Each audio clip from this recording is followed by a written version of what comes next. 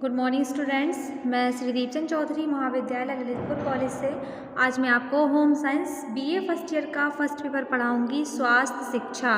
पिछली वीडियो में हमारा जो टॉपिक चल रहा था वो कंप्लीट हो चुका है। आज का हमारा न्यू चैप्टर रहेगा, जिसका चैप्टर जो है हमारा वो है कुपोषण या दोषपूर्ण या अपूर्ण पोषण। इसमें बताया गया है कुपोषित बालक क्या होते हैं, दोषपूर्ण क्या होते हैं और अपूर्ण पोषण क्या कहलाता है। कुपोषित बालक कुपोषित किन कारणों से होता है, दोषपूर्ण पोषण और अपूर्ण पोषण क्या कहलाता है। तो सबसे पहले हम जान लेते हैं कुपोषित बालक। जैसा कि आप सामने देख रहे हैं, फर्स्ट हेडिंग नीचे हमारी हाईलाइट की हुई लिखी हुई है कि कुपोषित बालक। पहले जानते हैं कि कुपोषित बालक क्या कहलाता है। कुपोषित बालक जो होते हैं वो जो अपनी आयु के अनुसार पतले और छोटे होते हैं, जिनकी ऊंचाई और भार आयु के अनुसार या तो अधिक हो जाता है या कम हो जाता है तथा उनकी वृद्धि रुक जाती है। उनके शरीर के भार में पर्याप्त वृद्धि नहीं होती। देखने में जो बालक असशक्त हो, कमज़ोर से हो, अस्वस्थ लगते हो, उनके चेहरे पर पीलापन हो, नेत्र में आलस्य दिख रहा हो, उनकी आँखों में आलस्य दिख रहा हो, आँखों की पलकें भारी भारी हो तो वो कहलाते हैं कुपोषित बालक। जब वसा का अभाव होता है तब त्वचा ढीली और झुर्रीदार हो जाती है। जब बालकों के शरीर में वसा की कमी होती है तो उनकी त्वचा कैसी हो जाती है, उनकी त्वचा हो जाती है ढीली और झुर्रीदार। त्वचा में पीलापन और खुरदरापन भी आ जाता है और बालों में रूखापन आ जाता है। मांसपेशियों का उपयुक्त विकास नहीं हो पाता और वे ढीली ही हो जाती हैं वसा के अभाव से। परिणाम स्वरूप बालकों में बैठने के ढंग उनका दोषपूर्ण, कंधों गोल हो जाती हैं, जल्दी ही वह थक जाते हैं। नींद भी उनकी बीच बीच में टूट जाती है, वो पर्याप्त नींद नहीं ले पाते हैं।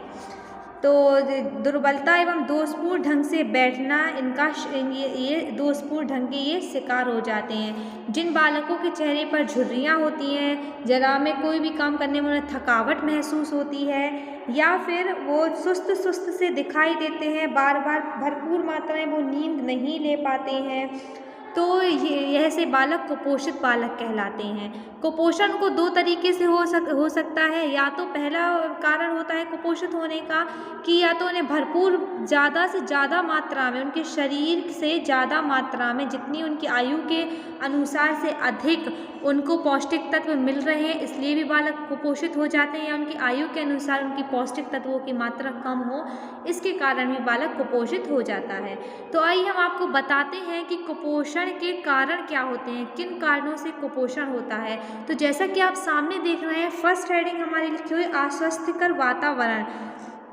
पहला कारण होता है कुपोषण का अस्वस्थ वातावरण, कि बालक किस वातावरण में रह रहा है, उसके आसपास का वातावरण कैसा है। बालक का पोषण ताजी वायु से मिल रहा है, उसको सूर्य का प्रकाश भरपूर मात्रा में नहीं मिल रहा है, वो व्यायाम नहीं कर रहा है, अत्यधिक भीड़ और असंतोषजनक वातावरण में वो है, तो बालक कुपोषण का शिकार हो सकता है। सेकंड हेडिंग आप जो हमारी देख रहे हैं वो है अत्यधिक कार्य, हैवी वर्क जिसे कहते हैं।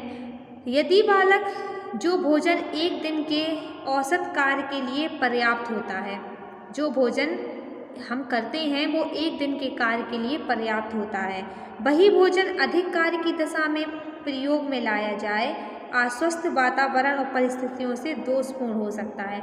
यदि हम जो भोजन कर रहे हैं तो अपनी एक ऐसी डाइट लेते हैं कि हमें क्या कार्य करना है, उस हिसाब से हम अपनी डाइट ले लेते हैं, भोजन ग्रहण कर लेते हैं। यदि हम भोजन अपनी लिमिटेड कार्य का ही ले रहे हैं, यदि किसी दिन यदि हम कार्य अधिक कर रहे हो गया और भोजन की मात्रा कम है, यही अगर लगातार चलता रहा तो श्रम ज़्यादा है, कार्य ज़्यादा है और हमें पौष्टिक तत्वों की मात्रा हम कम ले रहे हैं, तब भी बालक कुपोषण का शिकार बन सकता है। थर्ड हेडिंग जैसे कि आप देख रहे हैं, निद्रा की कमी। तो सोने का कुप्रबंध, सोने का सही प्रबंध नहीं है बालक के पास, खुली वायु की कमी, सोने के कमरे में जहाँ बालक सो रहा है उस कमरे में अधिक भीड़ भाड़, है। वह अपनी नींद पर्याप्त मात्रा में नहीं ले पा रहा है। निद्रा की कमी भी पोषण में बाधा का कारण हो सकती है। यदि बालक भरपूर मात्रा में निद्रा नहीं ले रहा है तो वो भी कुपोषण का कारण बन सकता है। नेक्स्ट जो हेडिंग, फोर्थ हेडिंग देख रहे हैं आप, वो है अस्वस्थता। अस्वस्थता अधिक समय की रुग्णता से शरीर में असतर्कता आ जाती है। यदि बालक लंबे समय से अस्वस्थ चल रहा है तो उसके शरीर में रोगों से लड़ने की क्षमता कम हो जाती है, जिससे बालक धीरे धीरे कुपोषण का शिकार होता जाता है। उससे शरीर खाए गए संतुलित भोजन को भी अपने उपयोग में नहीं ला पाता है। यदि बालक लंबे समय से बीमार चल रहा है और वो भोजन कर रहा है तो उसके शरीर में वो भोजन ठीक तरीके से उपयोग में नहीं आ पाता। दोषपूर्ण दांत, बढ़े एड्स और गलसुए या क्षय रोग से विशेष आवश्यकता आ जाती है। फिफ्थ हेडिंग जो आप देख रहे हैं वो है घर या विद्यालय में बालकों की अपेक्षा। यदि घर या विद्यालय में बालक की ओर उचित ध्यान नहीं दिया जाए और उसकी अपेक्षा की जाए जो उससे प्रायः पोषण में दोष आ जाता है। यदि विद्यालय हो, विद्यालय में टीचर्स को, अध्यापक को बालक पर ध्यान देना चाहिए कि वो किस वातावरण में बैठा हुआ है, किस तरीके से फर्नीचर में बैठा हुआ है, क्या खा रहा है, क्या पी रहा है। और घर में माता पिता यदि इन बातों से वंचित रह जाते हैं तब भी बालक कुपोषण का कारण बन जाता है। लास्ट हेडिंग आप हमारी जो देख रहे हैं वो है उचित व्यायाम तथा मनोरंजन का अभाव। शरीर को स्वस्थ रखने के लिए भोजन, नींद, विश्राम के साथ साथ मनोरंजन और व्यायाम भी आवश्यक होता है। घर पर या विद्यालय में छात्रों के मनोरंजन व व्यायाम की व्यवस्था न होने पर वे सरलता से कुपोषण का शिकार हो जाते हैं। यदि बालक पर्याप्त पौष्टिक तत्व ले रहा है, उसका खान पान अच्छा है, नींद अच्छी है, स्वस्थ वातावरण है, लेकिन उसकी मनोरंजन की व्यवस्थाएं ठीक नहीं हैं या फिर उसको व्यायाम ठीक तरीके से व्यायाम बालक नहीं कर रहा है, तब भी बालक कुपोषण का शिकार हो जाएगा।